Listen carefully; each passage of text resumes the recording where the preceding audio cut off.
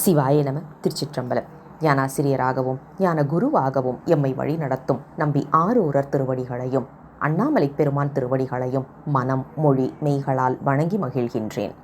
இன்றைய ஞான சிந்தனையில் சொக்கநாத வெண்பா என்ற அற்புதமான நூலில் இருந்து 58வது பாடலை சிந்திப்பதற்கு திருவருளும் குருவருளும் கூட்டியுள்ளது. 58வது பாடல். தாயர் மகவருத்தம் சற்றும் தரியார்கள், ஆய வினைக்கு ஈடா அமைத்தாலும் காயம் பறிக்கும் துயரமெல்லாம் பார்க்க உனக்கு என்றும் தரிக்குமோ சொக்கநாதா. இந்த 58வது பாடல் பெருமானுடைய கருணை திறத்தினை நமக்கு எடுத்து சொல்லும் அற்புதமான ஒரு பாடல். அதாவது அறிஞர்கள் கவிஞர்கள் பார்த்திங்கன்னா, உலகியல் கவிஞர்களையே பார்ப்போமே, தெரிஞ்ச ஒரு பொருளை சொல்லி அதன் மாதிரி இருக்கக்கூடியது அப்படின்னு தெரியாத ஒரு பொருளை உணர்த்துவதற்கு இருப்பார்கள்.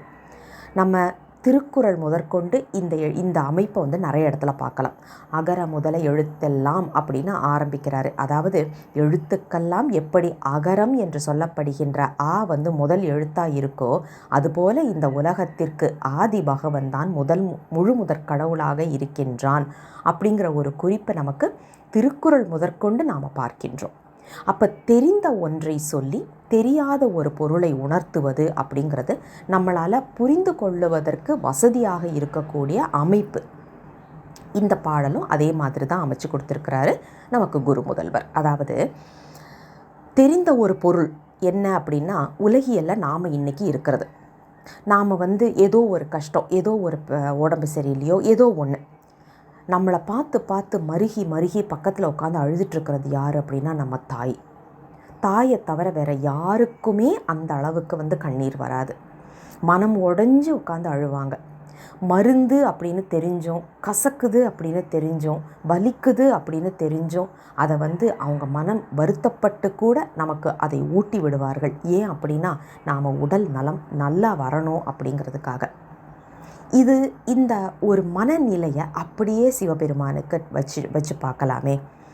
நமக்கு இன்றைக்கு ஒரு பிணி இருக்குது. அது என்ன பிணி அப்படின்னா, பிறவி என்ற பிணி. இந்த பிணிக்கு மருந்து என்னது அப்படின்னா, வினையை ஊட்டி அந்த வினையை நாம் கழிக்க வச்சு அதுக்கப்புறம் தான் நம்மளை பெருமானுடைய திருவடிக்கு எடுத்துகிட்டு போகணும். அப்போது நமக்கு வலிக்குதுன்னு தெரிஞ்சும் அந்த வினையை நமக்கு ஊட்டி நாம் படுற கஷ்டத்தை விட பல 100 மடங்கு அவஸ்தைப்படுற பெருமான் தான் நமக்கு இந்த கருணை திறத்தினை எடுத்து சொல்லக்கூடிய பாடலாக இருக்குது. அதாவது யோசித்து பார்த்தோம் அப்படின்னா, கேவல நிலையில் கிடக்கிறோம், எதுவுமே தெரியாமல் ஒன்றுமே இல்லாமல் ஒரு சடமாக கிடக்கிறோம், சடமாக கிடக்கிறோம். பெருமான் நம்மளை பார்க்குறாரு.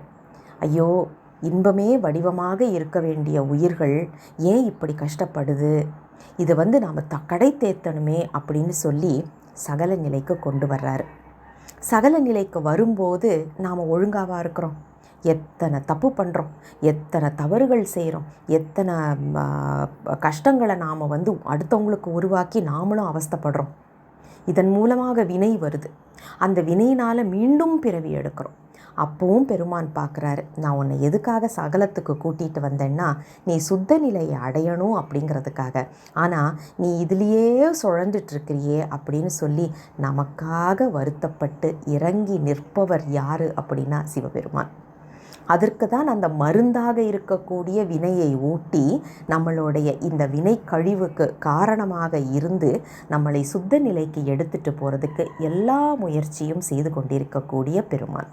இதுதான் 58வது பாடல் சொல்லக்கூடிய நிதர்சனமான உண்மை. பெருமானுடைய கருணை திறத்தினை மிக அழகாக எடுத்து சொல்கின்றார். ஒரு தாய் எப்படி மன கஷ்டத்தில் இருப்பாரோ அதே போல சிவபெருமானும் நமக்காக இறங்கி நிற்கின்றார் அப்படிங்கிற ஒரு குறிப்பு. மீண்டும் அடுத்த பாடலோடு விரைவில் உங்களை சந்திக்கின்றேன். தென்னாடுடைய சிவனே போற்றி, எந்நாட்டவர்க்கும் இறைவா போற்றி, அண்ணாமலை மண்ணா போற்றி, கண்ணாரமுத கடலே போற்றி. சிவசிவ திருச்சிற்றம்பலம்.